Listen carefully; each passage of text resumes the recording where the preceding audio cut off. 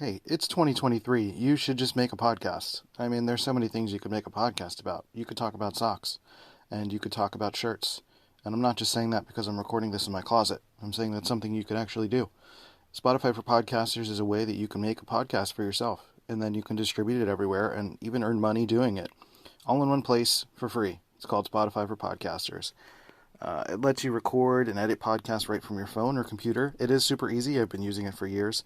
And so no matter what your setup is like, you can start creating immediately. So you can make that podcast about tote bags. All right, CNote here, and welcome back to Happy Chemicals.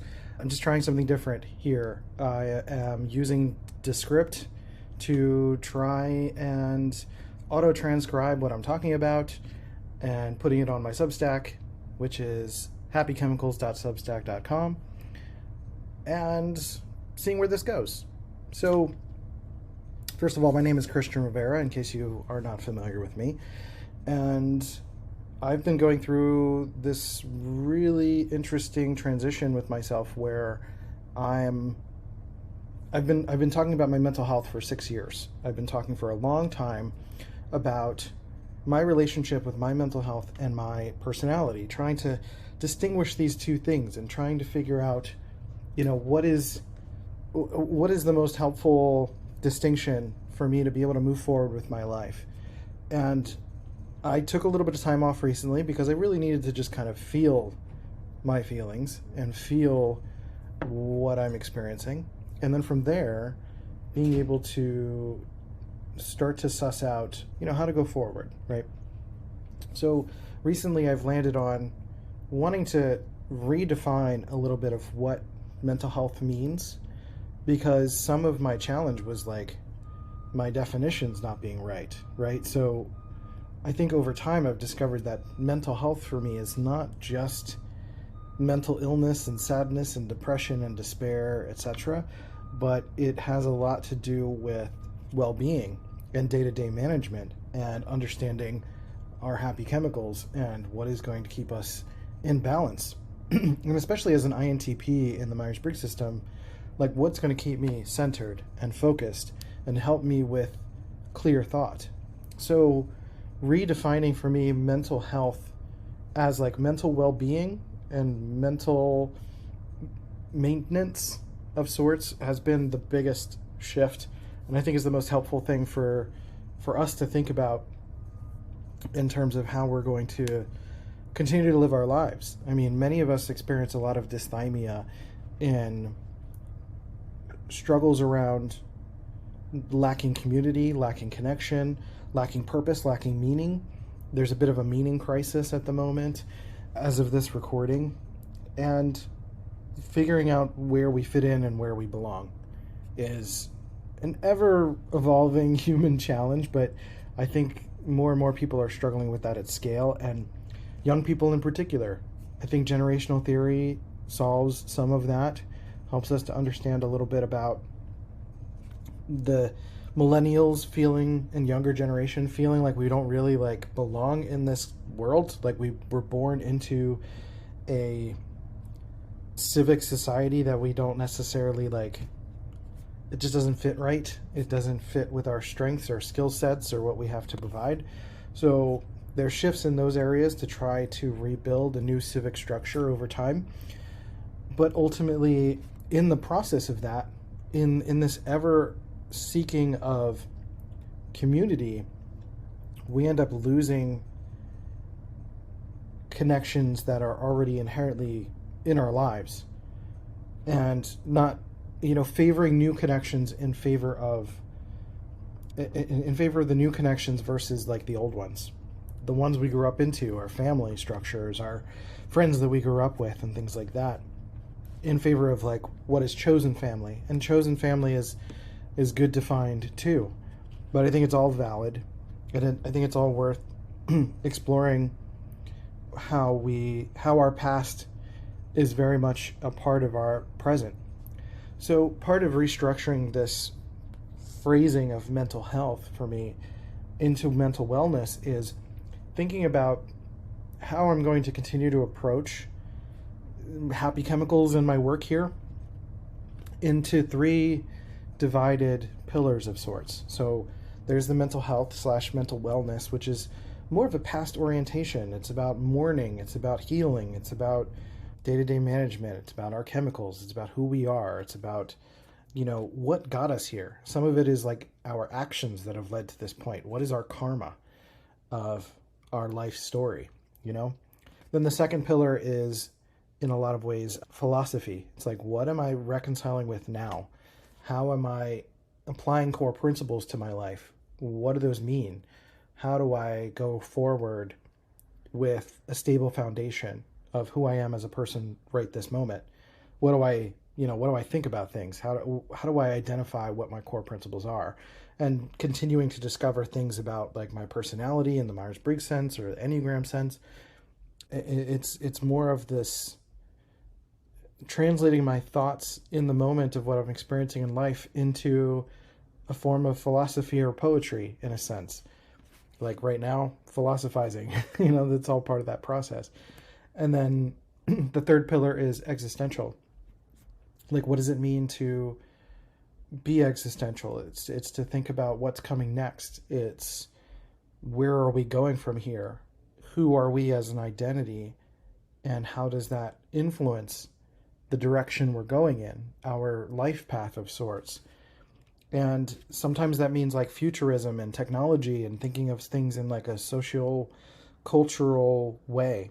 Like, how is technology impacting our lives? One of those for me has been the emergence of AI. And I think that's something that is an existential element of our lives that is sort of is looming. It's looming and it's here at the same time. So there's philosophizing about like what it means for us now. And for me now, it's a tool that I can use to have auto transcriptions occur here on Descript, but then helping me with Adobe Premiere, helping me with some of my challenges. Like, one of the things I've needed to accept for me personally is that I have sensitivities. I'm kind of a classic nerd. And that really fights against my conception of my own masculinity, which is that I need to be, stoic and strong and be the breadwinner and the provider. When I'm struggling to make all of that happen, I've struggled for decades to make things happen the way that I've wanted to, and continuously running up against my sensitivities and frankly shoving them down and ignoring them. So lately I've been needing to accept that I have these sensitivities and account for them and accommodate for them. Two of those being dyslexia and dyscalculia, which is basically not reading words or numbers properly. Especially as an INTP, like that's my whole world, is looking at numbers and words and trying to create distinctions. And I spent a lot of my early career trying to assemble code and trying to understand, trying to build worlds or build websites or something like that to make things happen. And I would just get persistent headaches and I wasn't able to make these things happen.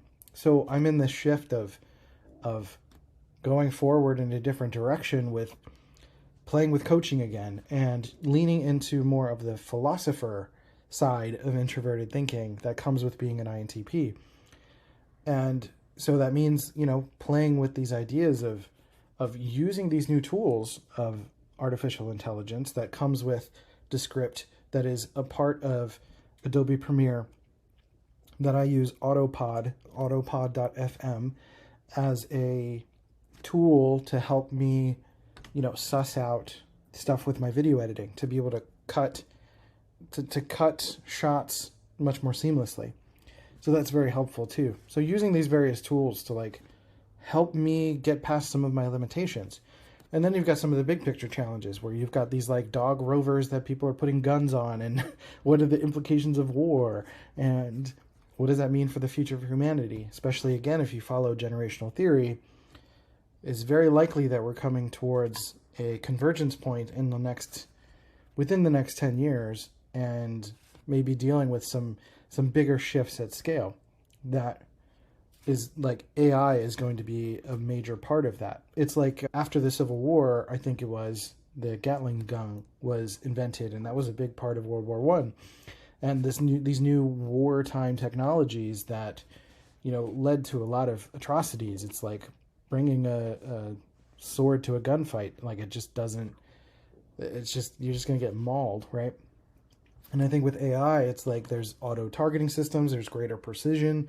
There's a lot of ethical questions about creating distinctions between who is a civilian versus a combatant in a war, and then you have like these existential questions of like,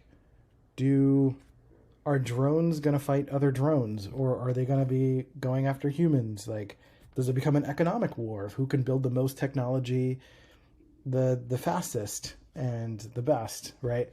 With, it could be the potential for an amazing, immense amount of casualties, or it can be a much smaller scale of casualties. Like it could be intense in either direction. So the challenge there is like, how do we determine, ethical things over time, and how does it affect our lives personally? One of the things that I think about is that AI as a tool is something, it's an emergent of what is called the noosphere. It's the world of thought, in a sense. Think of it this way. You've got the geosphere, which is like the lower, it's rocks, it's rocks and them colliding and creating structures that we can stand on and live on, creates planets, creates stars. And biology is built on top of that, the biosphere, where you've got organic life that is able to form. And then on top of that, you've got the noosphere, when you get to thought, and especially the sharing of thoughts on social media, on videos, on podcasts, that we're able to share thoughts more collectively, and it creates its own emergence of how that thought can autonomously start to live on its own, separate from the biosphere. Just as like we are made up of carbon and all of an iron in our blood, like we're made of rocks, and it's like a complex set of these physical materials that create us. And then AI is going to be created from the complexity of our thoughts. And in a way, the geosphere is like the bottom of this three-tiered cake. It's like, if that doesn't exist, then the rest doesn't exist. So we are dependent on the geosphere, therefore we have conversations about taking care of our environment and making sure that we have a planet to live on, and all of those things that require a lot of great care. And if we don't exist, then AI doesn't exist. And it requires us to take great care of it and to provide it with principles and to maintain it or create new ones, right? As far as we know, AI is not capable of its own creativity, but I think we're questioning those things and seeing how that is going to unfold over time as things evolve. But really right now, it's like a lot of the existential fears around AI is not really understanding how anything can operate without thinking about human implication, because we're human and we care about human implication. AI, unless it's programmed to care about death or human implication, it's not going to care about that. If you get into a dogfight, there's two airplanes, usually there are so many tactics that don't involve direct conflict, because then that puts the pilot in danger. And AI doesn't have to really worry about its own danger. So it changes the face of warfare and tactics and strategy. But then also, because there is collective thought and there's new ways for AI to take such precision in terms of what it can learn and then what it can actually produce, it may discover that there is a strategy out there for handling warfare that involves as few casualties as possible. But just as you can have an AI at an extreme, it depends on who's programming it, right? So we talk about AI as if it's already its external sentient being, but it's going to be a tool that is relative to who is programming it and for why, and how much it's able to learn from its own programming.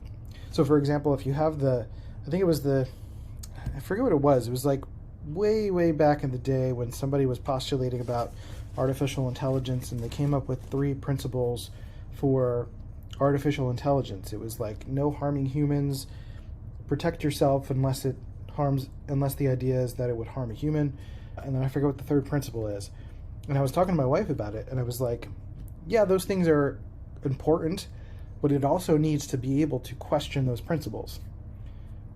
And the reason that it can question those principles is that I think many of us are more likely to rebel against a belief than to have a principle that we can continue to question, and if it's unmovable, then it's a principle that we can actually abide by.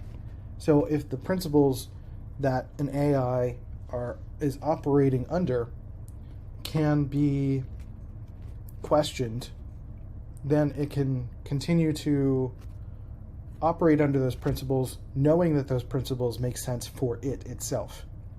And that's kind of like how introverted thinking works as an INTP.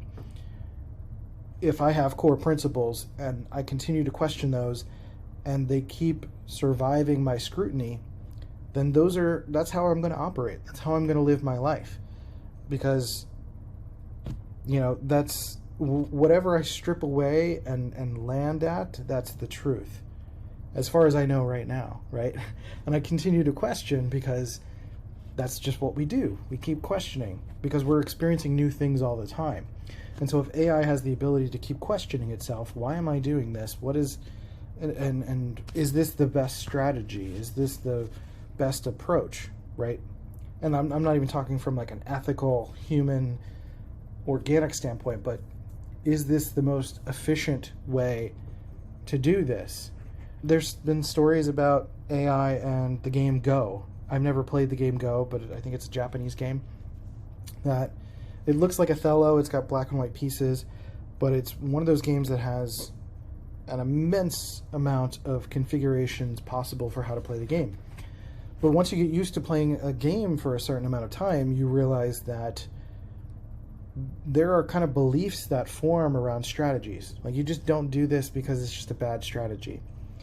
And one of the AIs, I think it was Google's AI, that challenged one of the best Go players in the world, did a move that was unexpected or basically frowned upon because, first of all, the AI is approaching things with fresh eyes. And it doesn't have the belief blocking it of the goal of just winning the game. And so it's going to take whatever road necessary it needs to. And that might mean a lot of roads that are less traveled, right? And there's some of the like kind of dystopian belief that like, well, wouldn't it be like the most efficient to just like be completely genocidal and wipe out the entirety of humanity? I don't know, because that might not be an efficient use of energy, right? And it depends on the criteria of like what winning actually means, like winning a war. And we have to like, I think what's the benefit of AI is that we have to actually stop and ask these things so that we can program and implement them into these tools. Like there's no, like the Pandora's box has already been opened. Like we're just going to keep going. Like we're not going to shut it off. We're not going to press the button to like cancel everything. That doesn't exist. There are people all over the world developing AI systems. There's military systems being developed, various tools for creativity being developed. It's just the cat's out of the bag. So what I'm hopeful for is that, yes, there's going to be probably some major awful atrocities that will come as a result. And as a result of those atrocities, then we are forced in an existential level to think about those things and to implement those things. Now, the default is going to be like, again, let's just stop it. But you just can't, right? It's kind of like the idea of climate change. Like there's already things in motion. We're not backpedaling. Like things are already happening, right? So we've got to deal with the world of incentives and business and stuff like that. And it's not about going and rolling back the clock. to a time where, we're sitting in a circle in a tribe in Kumbaya, and we don't have to deal with technology, and everyone plants food together, blah, blah, blah, blah, blah, blah, blah. That's just that's naive idealism. The idea of that is this is the world we're living in, so we have to look at the variables of what already exists and what we're already facing. So what I ultimately believe is something important for us to consider is that as thinkers, if AI is pulling from humanity thinking about these things, then we need to offer thoughts about these things, right? We need to do the philosophy, we need to do the existential underpinnings and conversations around these things. We need to have open talks about what does not only the ethics look like, but what are the principles, right? From a very introverted thinking perspective. Not what is going to be the emotional choice, but what are the core principles about what it means to be a human being, about re-examining warfare, re-examining the value of lost lives as a metric in winning a war. That's what I'm hoping will change, is that warfare becomes about drones versus drones, and it's not about drones versus people or people versus people. That at its worst you'll get drones versus drones, and then when the one country runs out of drones, then it becomes a massacre. That would be the worst. Or that someone decides to make an AI, and maybe as they run an experiment, and in that experiment it's eliminate these people and then they go and do it, and then we have to find AIs to counteract it. So kind of like what I was saying with the geosphere collides with the geosphere, right? Rocks collide and they make new organic life, or they make new structures, or destroy. Biology does the same. We collide to create new life or to destroy life. I think AI will do the same, and it's going to have to face its own conundrums. It's going to face its own thought processes, right? Just in the way that us as an introverted thinking person is always colliding with our own thoughts all the time. It's there's this thing I believe now and this thing I used to believe, and they collide with each other, and then either a new thing forms, or it just gets completely destroyed, right? That's happening in the world of thought. And I think AI, if AI can communicate with each other, and it likely will, networks of AI, then it'll figure out on its own, not only through learning about, scannings and observations of the world, but once AI interacts with each other more, it will learn from each other, just as we learn from each other. And it will do that at a greater speed, and therefore it will likely very possibly go through developmental levels of thought faster. One of the things that ends up holding us back as people is that we censor ourselves. We don't work through bad thoughts. We ignore them. We suppress them. We let them, we shouldn't talk about that. That's taboo. And AI is not going to have to talk about sex. As far as I know, I don't think so. It's not going to talk about a lot of the things that we emotionally find very taboo. It's going to have conversations on a philosophical level, on a thinker level, of what is the best choice to make for the sake of its own survival and humanity's survival. And I do believe it will have humanity's survival in its best interest, because again, if you've got the geosphere, you've got the biosphere, and then you've got the noosphere, AI is going to be dependent on human beings and human thought. And if human thought doesn't exist, then what's the purpose of AI? And it won't need a reason to exist. So I'm following that based on Ken Wilber's work, thinking a lot about things relative to Neil Howe's work with generational theory. His book just came out recently, going through some of that stuff. And then I'm also personally, reckoning with AI tools relative to my career. How can I make things interesting? How can I use these tools because again, cat's out of the bag, right? I can't just like hide in a corner and pretend it's not here and that I shouldn't try to make good use of it. You know, it's just what it is. And so I'm going to try to take this transcript from this conversation and with self-conversation and make some sense of it for an article on Substack and use the audio to go on my podcast. And then I could use ChatGPT to take all of this and create descriptions. And it's just, there are ways that it's going to make our lives so much easier. And I do think the pros outweigh the cons. It's going to be some short-term cons, and it's going to be some really big ones. But some of that may also scare us straight a little bit, so to speak. So it's just part of what's necessary. And, I can't predict the future, but I think it's useful to ponder these things. It's useful to share what we think about these things.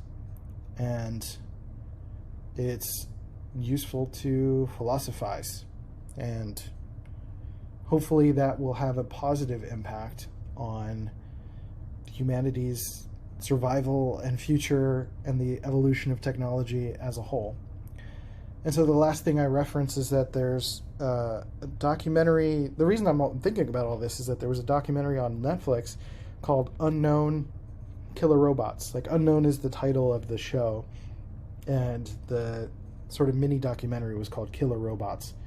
So it's really interesting to, see where, military and the potential uses of AI are relevant. And I guess, there's a bit also about, using AI to more quickly deploy resources to put out forest fires, to AI plus quantum computing. Man, what? I can't even fathom the emergence of what would happen there with being able to scan or have a better sense of the ecosystem of the planet. And if we make a choice here, how does that impact systems on the other side of the planet?